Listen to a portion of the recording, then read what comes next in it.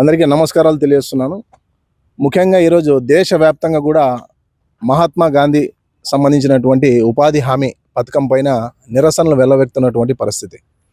ఈరోజు AICC, APCC పిలుపు మేరకు ఈరోజు అనంతపురం జిల్లాలో ఉన్నటువంటి సింగళమన్న నియోజకవర్గంలోని బండ్లపల్లి గ్రామంలో డిసిసి అధ్యక్షులు వై మసూదన్ రెడ్డి గారి ఆధ్వర్యంలో పెద్ద ఎత్తున గతంలో ఏదైతే 2005లో మన్మోహన్ సింగ్ గారి నేతృత్వంలో రాష్ట్ర ముఖ్యమంత్రి వర్యులు వైఎస్ రాజశేఖర రెడ్డి గారి హయాంలో సోనియా గాంధీ గారి చేతుల మీదుగా అక్కడ శిలాఫలకాన్ని ప్రారంభించి గ్రామ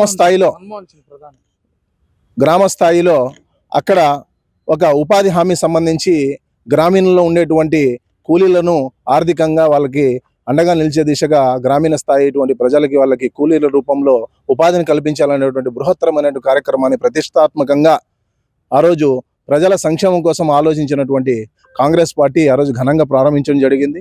దాదాపుగా 2 దశాబ్దాలుగా అంటే గత 20 సంవత్సరాలుగా ఈ యొక్క ఉపాధి హామీ పథకం ఏదైతే ఉందో ఇప్పుడు ఉన్నటువంటి కేంద్ర బీజేపీ ఏదైతే ఎన్డీఏ కూటమి ఏదైతే ఉందో కేంద్రంలో ఆ కూటమి వచ్చినప్పటి నుంచి కూడా కాంగ్రెస్ పెట్టినటువంటి ఎన్నో సంక్షేమ పథకాలను పూర్తిగా నిర్వీర్యం చేసే దిశగా ఈరోజు పథకాల పేరు మార్చుకుంటూ ఈరోజు మహాత్మా గాంధీ సంబంధించినటువంటి ఈ యొక్క ఉపాధి హామీ పథకాన్ని ఈరోజు విబిజీ రామ్ అనేటువంటి విధంగా పథకాన్ని ప్రవేశపెడుతూ ఆ పథకం ద్వారా గతంలో 100 రోజులు ఉపాధి కల్పించాలా అనేటువంటి మాటను తుంగలో దొక్కుతూ ఈరోజు 125 రోజుల వరకు మేము ఉపాధి కల్పించే దిశగా మేము ప్రయత్నం చేస్తున్నాము, అలాగనే పథకాన్ని మారుస్తున్నాము అని చెప్పి రాష్ట్ర ప్రభుత్వాల పైన 40% వాళ్ళు చెల్లించే విధంగా నిధుల్ని భారం వేస్తూ ఈరోజు సిగ్గుమాలిన పరిచర్యలు అనేది చేపడతా ఉందనేసి మేము తెలియజేస్తున్నాం కాంగ్రెస్ పార్టీ ద్వారా. అలాగనే గతంలో ఈ ఉపాధి హామీ సంబంధించినటువంటి 100% కేంద్ర ప్రభుత్వమే నిధులు చెల్లించి ఆ ఉపాధి కూలీలని ఆదుకునేటువంటి పరిస్థితి మనం చూసాం. ఈరోజు మీరు నిజంగా వలసలను ప్రోత్సహిస్తున్నారా, వలసల్ని తగ్గిస్తున్నారా అనేది మీరే ఆలోచించవలసిన పరిస్థితి. ఈరోజు దేశవ్యాప్తంగా జరుగుతున్న నిరసన కార్యక్రమంలో భాగంగా ఈరోజు ఆంధ్రప్రదేశ్ రాష్ట్ర పిసిసి అధ్యక్షులు శ్రీమతి వైఎస్ షర్మిలారెడ్డి గారి పిలుపు మేరకు ఈరోజు బండ్లపల్లి గ్రామంలో పెద్ద ఎత్తున ఉమ్మడి అనంతపురం జిల్లా వ్యాప్తంగా ఉన్నటువంటి ఇక్కడ ఉన్నటువంటి మాజీ ఎమ్మెల్యే హిందూపురం సంబంధించి మడకశిర సంబంధించి మన సుధాకర్ గారు కానీ, అలాగనే కేటీ శ్రీధర్ గారు, అలాగనే వై మసూదన్ రెడ్డి గారు డిసిసి అధ్యక్షులు, ఇలాగ ఎంతో మంది కోఆర్డినేటర్లు కూడా పార్టీ శ్రేణులు కార్యకర్తలు పెద్ద ఎత్తున పాల్గొని పార్టీ ఇచ్చినటువంటి పిలుపుకు పెద్ద ఎత్తున నిరసన వ్యక్తం తెలియజేయడం జరిగింది.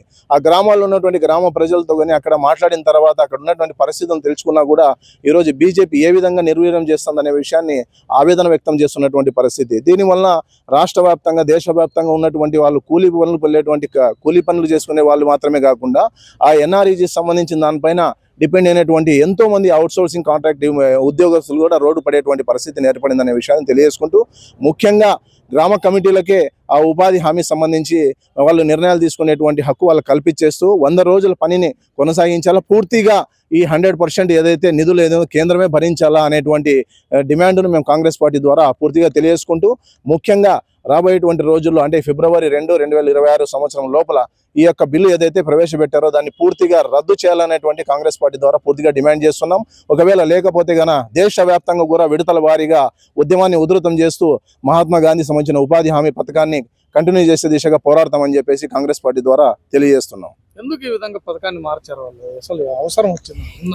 ఒకటండి, ఈ ఎన్నికల్లో గెలిచిన తర్వాత వాళ్ళు ప్రజా సంక్షేమం పైన దృష్టి పెడితే బాగుంటుంది.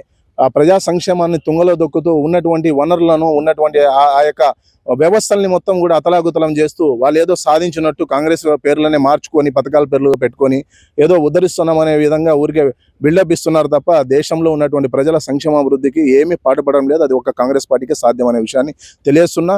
ఈరోజు పథకం పేరు మార్చడం వల్ల ఉపాధి కూలీలకు సంబంధించినటువంటి జీవితాలు ఏమైనా బాగుపడతాయా? ఏమీ లేదు కదా. ఊరికే షో చేస్తున్నారు అంతే. వాళ్ళకు ఉన్నటువంటి మెజార్టీ ఉంది, పార్లమెంట్లో కూడా గలాన్ని వినిపించి అక్కడ ఉన్నటువంటి పార్లమెంట్లో ఉన్నటువంటి ఎంపీలంతా కూడా నినాదాలు చేస్తూ నిరసన వ్యక్తం చేస్తున్న పరిస్థితి చూస్తున్నాము. వీరంతా కూడా ఈరోజు వన్ సైడ్ పాలిటిక్స్ చేస్తున్నారు అంతా. దీనివల్ల మొత్తం దేశవ్యాప్తంగా కూడా ప్రజలను ఇబ్బంది పెట్టే విధంగా ఈ చర్యలు చేపడుతున్నారు. కాబట్టి ఖచ్చితంగా కాంగ్రెస్ పార్టీ ద్వారా దీన్ని తీవ్రంగా వ్యతిరేకిస్తూ రాబో రోజుల్లో ఖచ్చితంగా ఎదుర్కొంటామని తెలుస్తుంది. ఈ యొక్క అంశాన్ని బలంగా తీసుకొని పోవాలన్నప్పుడు ఏదో రకంగా లేనిపోని అబద్ధాలు కొల్లిబొల్లి మాటలు చెప్పేసి ఇది చేయాలి. ఈ రోజు వరకు ఎన్ని పథకాలు మార్చారు, ఎంతవరకు ఇంప్లిమెంటేషన్ చేస్తున్నారని కూడా ఆలోచించాలా. ఈరోజు కేంద్ర ప్రభుత్వంలో భాగస్వాములైనటువంటి ఎన్డీఏ కూటమిలో ఈరోజు రాష్ట్రంలో ఉన్నటువంటి తెలుగుదేశం పార్టీ కానీ జనసేన కానీ ఈ పార్టీలు రెండు కూడా కొమ్ము కాస్తున్న పరిస్థితి. ఇంకా ఇదే రాష్ట్రంలో ఆంధ్రప్రదేశ్లో ప్రతిపక్ష హోదా ఉన్నటువంటి బీజేపీ పార్టీకి మద్దతుగా బి టీమ్గా వైఎస్ఆర్సీపీ ఈరోజు అన్ని పార్టీలు కూడా వాళ్ళకి మద్దతుగా నిలుస్తున్నాయి తప్ప ఈరోజు ప్రతిపక్షాల పార్టీగా నిర్వహిస్తున్నటువంటి కాంగ్రెస్ పార్టీ మాత్రమే ఈరోజు రాష్ట్రంలో ఈ యొక్క గళాన్ని వినిపిస్తుంది అనేసి ఈ విషయంగా తెలియజేస్తున్నాం.